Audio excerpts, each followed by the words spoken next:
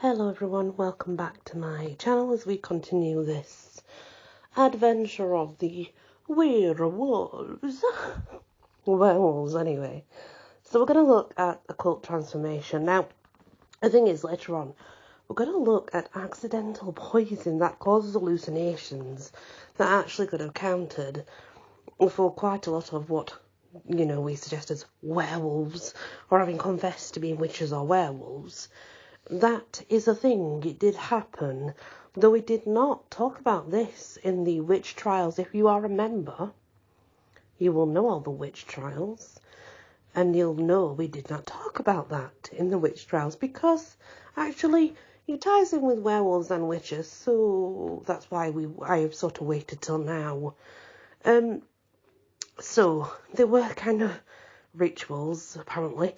These rituals were to accomplish the adventures of being one on all fours. Ancient grimoires are full of some pretty exotic promises. Trust me, I know, I have a few. For those who haven't perused one, a grimoire is a medieval book of magical techniques. While a grimoire can contain anything from talismans to simple chants to herbal potions, the term is most often associated with the book of magic that contains rituals for calling forth entities. These beings are often of a demonic type, but there are grimoires that focus on everything from angels to elemental beings to intelligences that don't seem to fit into any categories, real or imagined. My grimoires are more of journals because that's how my family did them. We did them as journals, and then our Book of Shadows is our spell work and new things we try and such. But our grimoires are our journals, and our journals are very freaking interesting, if I do say so myself. Really are. Now, those that are not accustomed to reading grimoires, the rituals found within seem exotic enough on their own, with their alien words and flashing accoutrements, such as magical weapons, the description of some of the demons and entities that you can call forth. However, are they really surreal, or, do things get even more surreal than that? Oh, the promises, a typical grimoire, like the Goetia has demonic beings in it that are willing to grant you riches, success, supernatural abilities, and of course, all the voluptuous women you can ask for. Most grimoires assumed a male magician, but I'm sure demons would fetch handsome guys just as readily. And it wasn't just entities that could bestow these goodies on humans.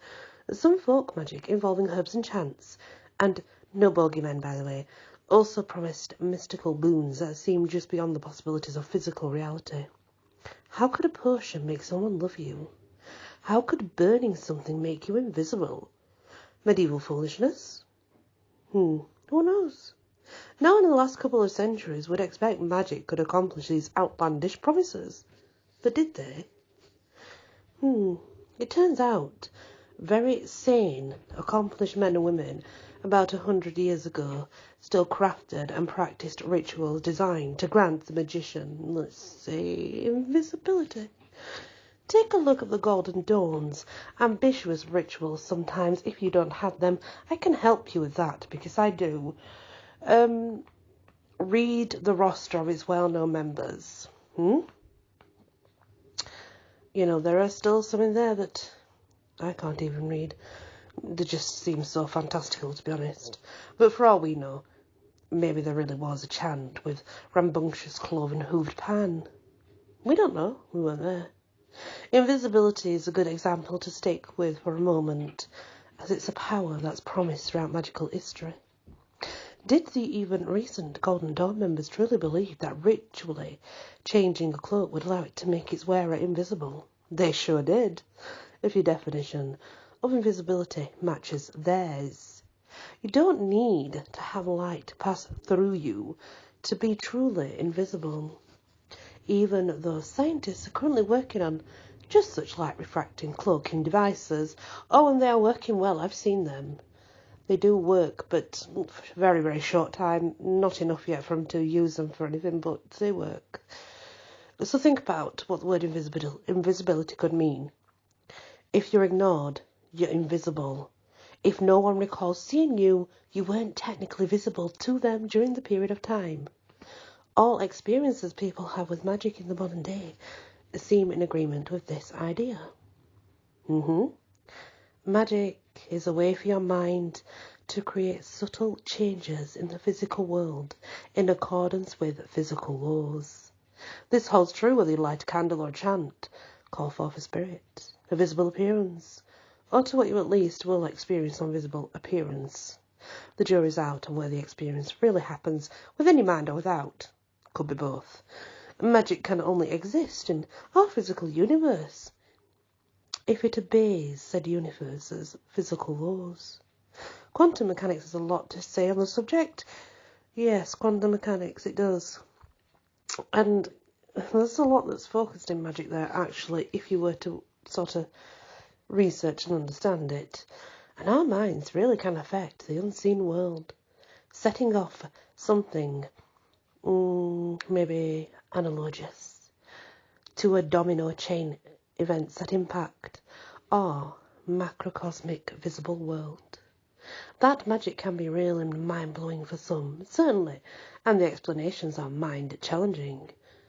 But let's not go too far into that and get back to, well, invisibility and werewolves. A magic theory will tie.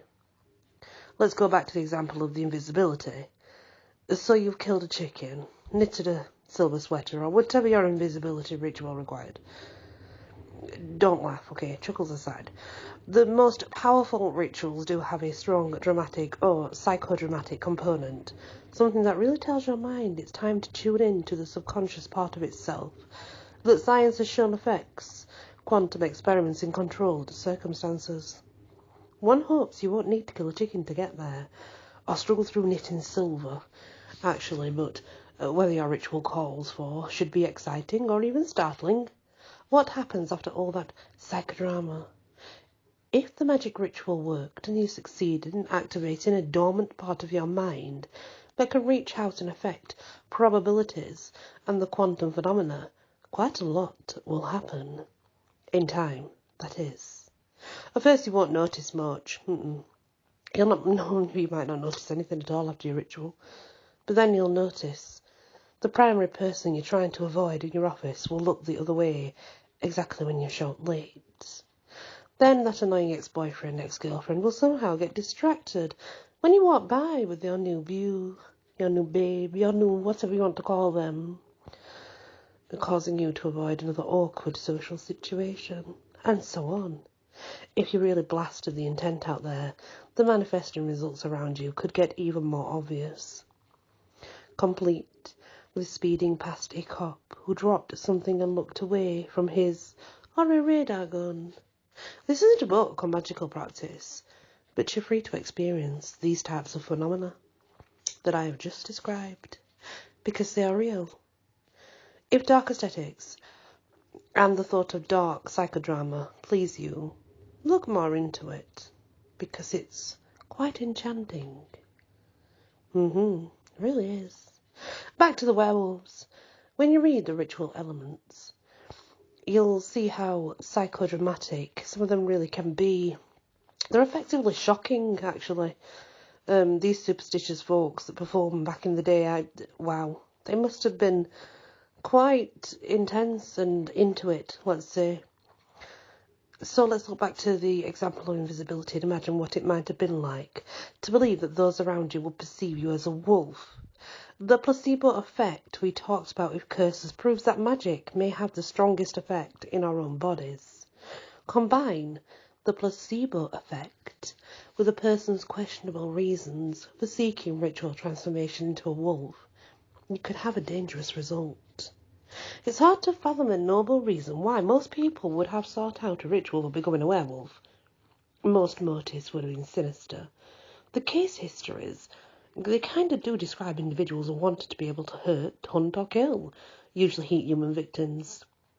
They could have been suffering from medical lycanthropy, sure, but they could have just as likely been so filled with blood, lust and thirst that the supernatural means afforded them was too appealing to pass up. Much like Jeffrey Dahmer and other serial killers have used certain sexual social scenes to their advantage, voluntary werewolves who turn to magic may have just been using the scene available to them. Everyone believed in werewolves and magic, so why shouldn't these miscreants take advantage of the current craze? What's in fashion, may as well use it. Performing these rituals during the superstition charged 16th and 17th centuries would have been a lot more effective than performing them today.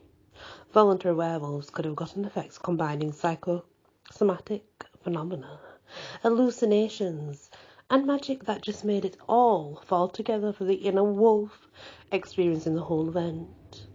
There's nothing more powerful than Thanatos and Eros. Yes, obsessions with death and sex. For some people, performing a ritual to become a werewolf was an ultimate way to tap into at least the death urge, possibly the sex urge too, although non-existent forensics of centuries past couldn't identify anything that was done to female victims. The rituals might not have generated a single patch of fur, or extended a tooth or nail, but they could have certainly created a change. With that said, think wisely before trying ritual techniques, because I'm going to share some with you next time. I really am. I have a few spells that apparently turn you into a werewolf. I would advise not ever trying them. I don't think they work. But I'm one of those people who is more like, I don't think they work, but I'm not going to try it. No, it's easy to turn into, but unfortunately when you're once a wolf, then I'm pretty sure it's a lot harder to turn back. And the fact that it has so many things in it that it's meant to work as well, you know, a dagger, and it has to have, you have to find a tree stump that has been created naturally. No man should have touched it. It should just be a stump that's created naturally, a tree stump. And one of them you need 9 knives. You need to somersault. And in order to turn back to a human, you have to do the whole ritual backwards in wolf form. So, you know, a little bit crazy, is it not? And I can understand why people would laugh at it. I laugh at it myself, but I've never tried it, and I never will. Anyway, when we come back, think of invisibility. What is meant by that? I'm going to tell you. It does not mean you are not there. It does not mean they cannot actually physically see you if they choose to. It is like the witch on a night when she puts on her dark cloak and goes out into the darkness. What was she doing? She did it to be invisible, for she was not seen. That's the invisibility they are talking about. And so, it's more of a hidden well. Things don't, and people don't notice you like they did before. You can slip by unseen. You're not exactly invisible to the eye, but they don't pay enough attention to know that you're there. Therefore, you're invisible. Well, with the wolf, it could be the same process. You won't grow hair, your bones won't change, and you won't get a snout and ears, and your teeth will not grow large, and nails. But in your mind, you could very much think you are a wolf, which would mean you were a serial killer, and that was your choice of the time, because it fit in with the craze of the time, if you understand what I mean. And I think we need to look at that as a very appealing and interesting way of why they were werewolves. It makes a lot of sense. Back then, it was fairly normal to confess to being a werewolf. So why not? Thank you for listening. When we come back, we'll look at some of these rituals and etc. Many blessings.